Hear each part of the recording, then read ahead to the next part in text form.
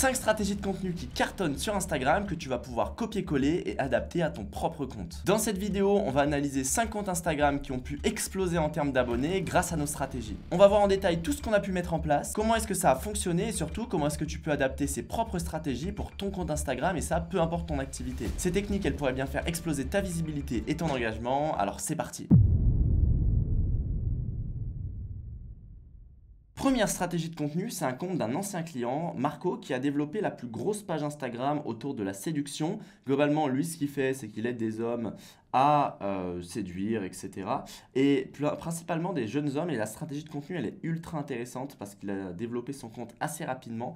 Et en fait, ce qu'on s'est dit, c'est OK, quel type de contenu ils aiment voir, cette cible-là, des hommes qui sont un peu jeunes et même qui ont envie de séduire ou peu importe, mais des hommes qui sont un peu jeunes, quel type de contenu ils aiment voir. Et ce qu'on a fait, c'est qu'on a regardé sur des autres pages. Et en fait, ce qu'ils regardent, c'est principalement des contenus autour de l'humour ou peu importe. Et du coup, ce qu'on a fait, c'est qu'on a regardé un petit peu les pages d'humour, les pages de citation, ce qu'ils pouvaient partager en termes de contenu.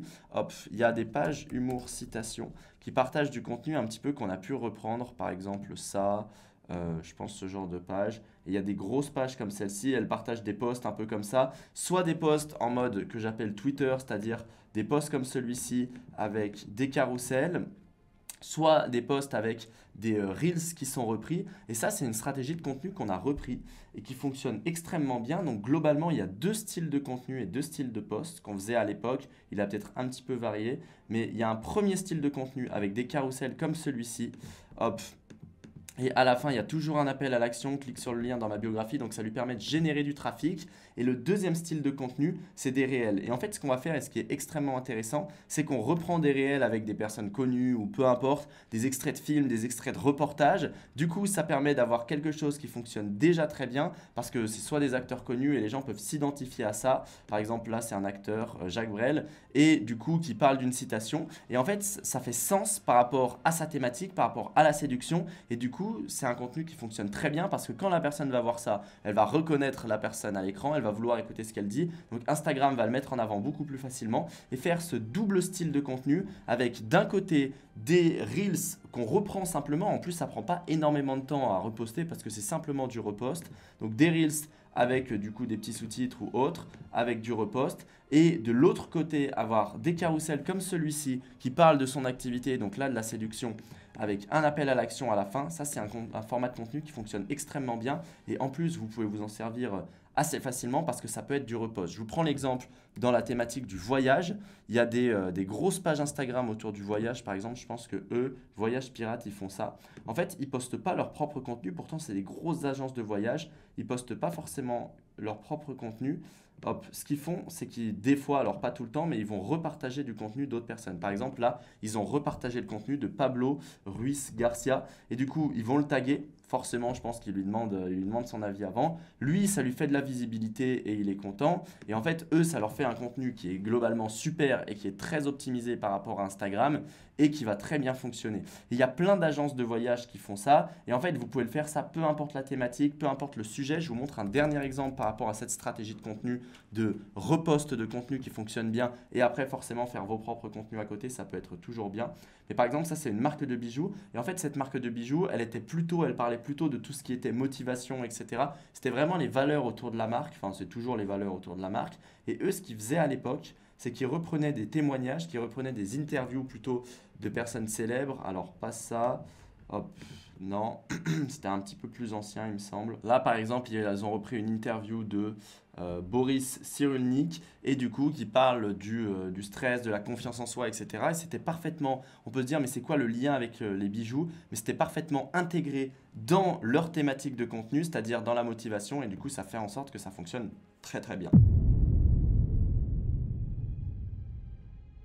Deuxième style de contenu avec ce client Arnaud qui est dans l'investissement immobilier. Et lui, ce qu'on s'est dit, c'est quoi? On a regardé sa cible et en fait, on a défini une stratégie de contenu par rapport à sa cible. Et ce qui est super intéressant, c'est que du coup, lui, sa cible, c'était principalement des parents qui voulaient investir en immobilier. Et ce qu'on s'est dit, c'est OK, on va regarder les parents, qu'est-ce qu'ils aiment? Bah, c'est leurs enfants, etc. Et c'est pour ça qu'ils ont envie d'investir. Et on va créer notre propre format de contenu par rapport à ça. Et notamment, on a à la fois des mèmes, mais ça, j'en parle parlerai juste après.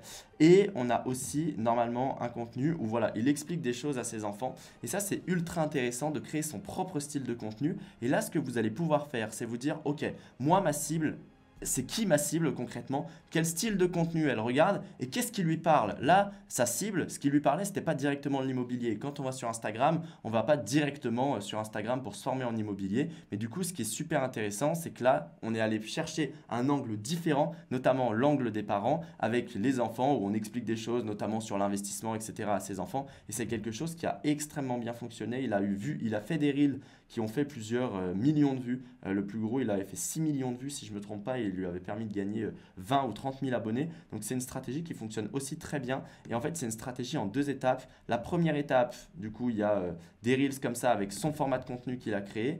Et la deuxième étape, c'est avec des mèmes hop, comme celui-ci qu'on a vu juste là. Par exemple, quand au boulot, ça va pas et je dis la solution, c'est de me lancer sur mon compte. Ma psy, mon banquier, on voit qu'il rigole. Et pourquoi pas? Et du coup, ça parle vraiment à sa cible. Et ça, c'est quelque chose quand même qui est super intéressant. Le troisième style de contenu, c'est une méthode aussi qui est très simple qu'on a utilisée sur cette page Astrologie lunaire. C'est l'une de nos pages qu'on a passé de 0 à plus de 20 000 abonnés en 3 mois si je ne me trompe pas. Après, on a un peu mis de côté parce qu'elle ne nous servait plus à grand chose. Mais au final, ça a extrêmement bien fonctionné. Et ce qu'on a fait, c'est qu'on a juste repris le contenu qui fonctionnait ailleurs. En fait, on a regardé les pages d'astrologie qui avaient le plus d'abonnés et on s'est dit, les gens qui suivent des pages d'astrologie, qu'est-ce qu'ils suivent et qu'est-ce qu'ils aiment voir sur ces pages d'astrologie.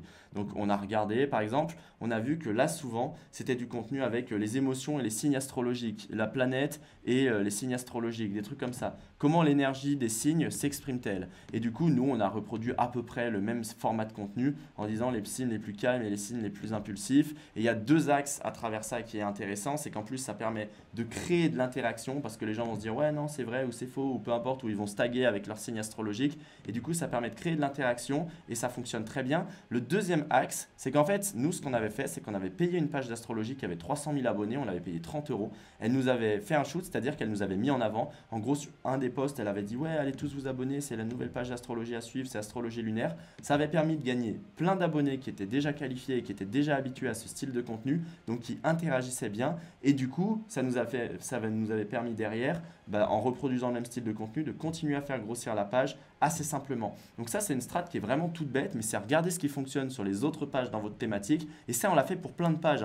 On l'a fait pour la page Astrologie lunaire, mais on l'a fait aussi pour la page Recueil littéraire. C'est des pages qu'on a grossi, qu'on a grossi de 0 à 80 000 abonnés. Et en fait, on a juste vu qu'il y avait certaines citations qui fonctionnaient bien. On a juste repris les citations qui fonctionnaient bien sur d'autres pages de citations comme ça. Et ça nous a permis de développer cette page de 0 à 80 000 abonnés. Donc l'idée, c'est aussi de regarder comment est-ce que vous allez pouvoir adapter ce style de contenu. Imaginons que votre audience, elle peut être intéressée par ce genre de citation. Vous allez pouvoir vous dire, ok, moi par exemple, je fais des bijoux, donc je ne vais pas juste faire des citations comme ça. Mais comme on l'a vu avec le compte Belost juste avant, vous pouvez très bien faire des citations qui sont en rapport avec les valeurs, avec ce que vous avez envie de véhiculer sur votre compte. Et là, ça fait toute la différence.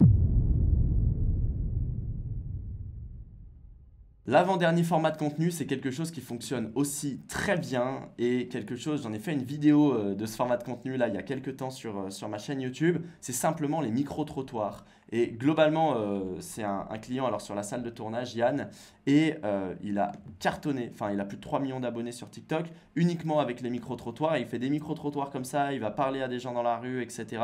Et ça fonctionne globalement très très bien, il fait des défis, plein de petites choses, et ça fonctionne globalement très bien. Et ça, c'est extrêmement intéressant parce que le format micro-trottoir, vous pouvez l'adapter pour tout. Et il y a une marque de boisson qui a cartonné, j'ai plus le nom. En fait, ils prennent leur boisson, ils font tester ces nouvelles marques, ils font tester leur boisson dans la rue, ils disent ok, on fait goûter nos boissons, dites-moi ce que vous en pensez. Et comme ça permet de faire du contenu, ça leur permet de se faire connaître. Et en fait, ça, ce qui est génial, c'est que vous pouvez l'adapter, peu importe le format de contenu. Lui, il fait quasi que de ça, quasi que du micro-trottoir. Et on voit que ça cartonne. Il a 200 000 abonnés sur Insta, mais il a plus de 3 millions d'abonnés, si je ne me trompe pas, sur TikTok. Et ce qui est génial, c'est qu'on peut l'adapter, peu importe le format de contenu. Et l'autre truc qui est génial, enfin, peu importe ce qu'on fait plutôt, et l'autre truc qui est génial, c'est que sur un format micro-trottoir, en une demi-journée, on peut aborder une trentaine, quarantaine de personnes et ça peut nous faire un mois de contenu et on peut le faire peu importe la thématique vraiment. Donc c'est quelque chose qui fonctionne globalement très très bien et que vous allez pouvoir reproduire et que je vous invite à reproduire.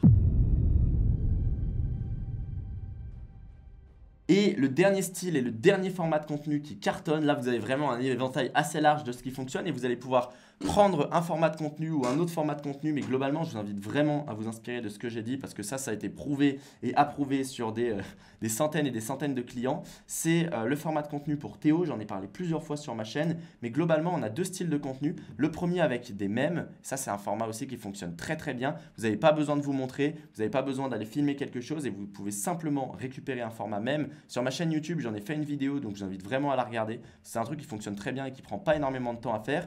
Et le deuxième format de contenu qui fonctionne très bien, c'est ça. Globalement, on pose une question. On lui pose une question et lui, il répond. Alors là, on ne lui pose pas de question, mais on va prendre par exemple ce contenu-là. On lui pose une question, il suffit de se reposer pour guérir d'un burn-out. Et lui, il va simplement répondre, oui, il suffit de se reposer, blablabla, d'un burn-out temporairement, etc., etc.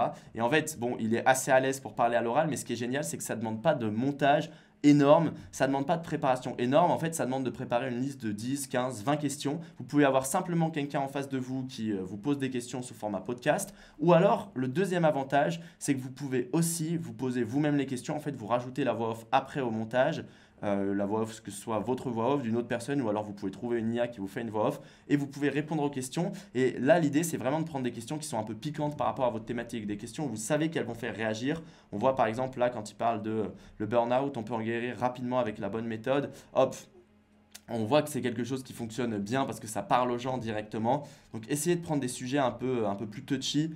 Si en fait, imaginons que vous êtes coach sportif et vous vous posez une question où vous dites ok, comment perdre du poids, bah, ça ne va pas trop intéresser les gens. Si par contre vous vous dites ok, tu dis souvent que les régimes ça sert à rien, mais pourquoi? Bah là, ça a beaucoup plus capté l'attention. Donc du coup, essayez de faire ça et là, ça va extrêmement bien fonctionner. Avec toutes ces stratégies de contenu, vous avez un éventail assez large de contenu que vous allez pouvoir déployer pour votre propre compte Instagram. Vous pouvez adapter tous les formats que j'ai vus, peu importe votre activité, peu importe ce que vous voulez faire de votre compte Instagram. Donc profitez-en, c'est des formats qui cartonnent et qui fonctionnent extrêmement bien. Et je vous ai vraiment montré la crème de la crème.